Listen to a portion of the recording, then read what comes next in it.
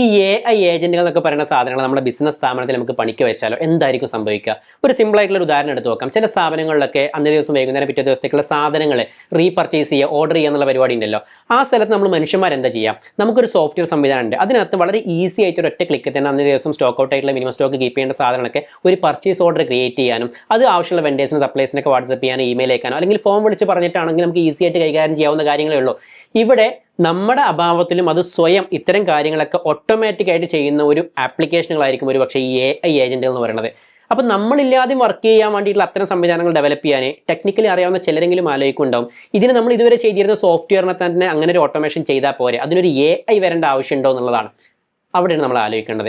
പലപ്പോഴും റിയൽ വേൾഡിൽ ഇങ്ങനെ ഓട്ടോമാറ്റിക്കായിട്ട് ചെയ്യേണ്ട പല കാര്യങ്ങളിലും മുൻകൂട്ടി അത് എങ്ങനെ ചെയ്യണം എന്നുള്ളത് നമ്മൾ പറയുന്ന ചില മാനദണ്ഡങ്ങൾ ഉണ്ടാവുമല്ലോ. മിനിമം ഇത്ര സ്റ്റോക്ക് ഇരിക്കണം എന്നുള്ളതോ, അതല്ലെങ്കിൽ ഈ ഒരു സാധനത്തിന് എല്ലാ ദിവസവും ഇന്ന ദിവസത്തേക്ക് ഓർഡർ ചെയ്യണം എന്നൊക്കെ പറഞ്ഞ ചില മാനദണ്ഡങ്ങൾ ഉണ്ടാവുക. ഈ മാനദണ്ഡങ്ങൾക്ക് അപ്പുറത്തേക്ക് ചെയ്താൽ മാത്രമേ ഒരു പക്ഷേ ബിസിനസിന്റെ കാര്യത്തിൽ അവിടെ ഒരു പെർഫോമൻസോ അതല്ലെങ്കിൽ നമ്മൾ ഉദ്ദേശിച്ച എക്സ്ട്രാ ചില ബെനിഫിറ്റുകളോ നമുക്കത് കിട്ടുള്ളൂ. ഒരു ഉദാഹരണം എടുക്കുകയാണെന്നുണ്ടെങ്കിൽ ഒരു പക്ഷേ നാളെ പർച്ചേസ് ചെയ്യേണ്ട ചില സാധനങ്ങൾ അത് മുമ്പ് പർച്ചേസ് ചെയ്ത മിനിമം ക്വാണ്ടിറ്റി ഉണ്ട്, പക്ഷേ ആ സാധനങ്ങൾ വാങ്ങാനുള്ള ഡിമാൻഡ് നാളെ ഇല്ല എന്നുണ്ടെങ്കിൽ അത് പർച്ചേസിലേക്ക് ചെയ്യേണ്ട.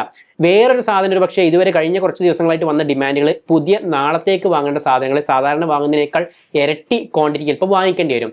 മറ്റു ചില സാധനങ്ങൾ വാങ്ങിക്കേണ്ട ആവശ്യമില്ല, അതിന് പകരം മറ്റു ചില സാധനങ്ങൾ എടുത്ത് വിൽക്കാൻ വേണ്ടി പറ്റും എന്നുള്ള പല തരത്തിലും ഈ പർച്ചേസിനകത്ത് എന്ത് ചെയ്യണം എന്നുള്ള കൃത്യമായിട്ടുള്ള തീരുമാനം എടുക്കാൻ ഒരു ഇന്റലിജൻസ് സംവിധാനത്തിന് മാത്രമേ കഴിയൂ. ഇതിനൊക്കെ പുറമെ റിയൽ വേൾഡിൽ ഒരു വെണ്ടർ അടുത്ത് പോയിട്ട് സാധനം ഓർഡർ ചെയ്യുന്ന സമയത്ത് അയാൾ അതിനെ റിജക്ട് ചെയ്യുക അല്ലെങ്കിൽ അങ്ങനെ സ്റ്റോക്ക് അവിടെ ഇല്ല എന്നുണ്ടെങ്കിൽ അത് മറ്റൊരു വെണ്ടറെ കൃത്യമായിട്ട് കൃത്യസമയത്ത് കണ്ടെത്തിയിട്ട് അവർക്ക് വീണ്ടും ഓർഡർ ചെയ്യണം എന്നുണ്ടെങ്കിൽ അങ്ങനെ നമ്മൾ കൂടുതൽ സമയം എടുത്തിട്ട് മനുഷ്യൻ ചെയ്തെടുക്കുന്ന ചില പണികളൊക്കെ ഉണ്ടെങ്കിൽ, ചില കോംപ്ലിക്കേഷൻസ് ഉണ്ടെങ്കിൽ അവിടെ കൃത്യമായിട്ട് ആ പ്രോബ്ലത്തിനെ സോൾവ് ചെയ്തിട്ട് അത് കൃത്യമായിട്ട് ഹാൻഡിൽ ചെയ്യണം എന്നുണ്ടെങ്കിൽ ഒരു ഇന്റലിജന്റ് ആയിട്ടുള്ള ഒരു മെഷീൻ സംവിധാനങ്ങൾക്ക് മാത്രമേ കഴിയൂ.